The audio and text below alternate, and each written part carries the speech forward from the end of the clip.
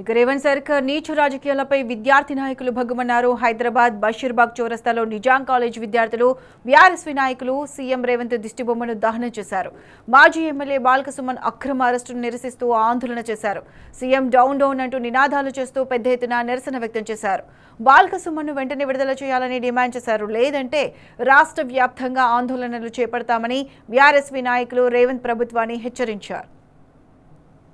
ఈ రేవంత్ రెడ్డి పాలనలో ఒక దళిత నాయకుడిని ఇంత అక్రమ కేసులు పెట్టి అరెస్ట్ చేయడం, ఒక చిన్న మున్సిపాలిటీకే ఇంతగానో భయపడుతున్న Revanth Reddy and his core team, మన మంత్రి వివేక్ గారు ఒక చిన్న మున్సిపాలిటీకే ఇంత భయపడితే తెలంగాణ రాష్ట్రం మొత్తం మీరంతా ఇదే పాలన కొనసాగించి అసలు ఏం మెసేజ్ ఇద్దామనుకుంటారు? విద్యార్థి లోకం నుంచి వచ్చిన కష్టపడి వచ్చిన బాల్కసుమన్ లాంటి లీడర్ని కూడా ఒక చిన్న మున్సిపాలిటీ గెలిస్తే ఓర్వలేకుండా ఈ వివేక్ కూడా అట్లా అక్రమ అరెస్టు చేయడం, అయినా ఇటువంటి దాన్ని కూడా మా విద్యార్థి లోకం కూడా భయపడరు.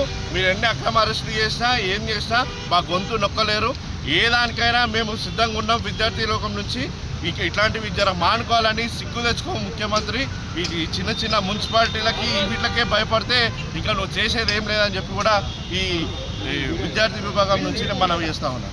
ఈరోజు బాల్కసుమన్ అన్నగారి ఉస్మానియా యూనివర్సిటీ ఉద్యమ కెరటం మాజీ చెన్నూరు శాసనసభ్యులు బాల్కసుమన్ అన్నగారి అరెస్ట్ని ఈరోజు బీఆర్ఎస్ నిజాం కళాశాల తీవ్రంగా ఖండిస్తున్నాము. ఎందుకంటే తన నియోజకవర్గంలో క్యాతన్పల్లి అనే ఒక మున్సిపాలిటీలో తనకు సరైన మెజార్టీ వచ్చింది.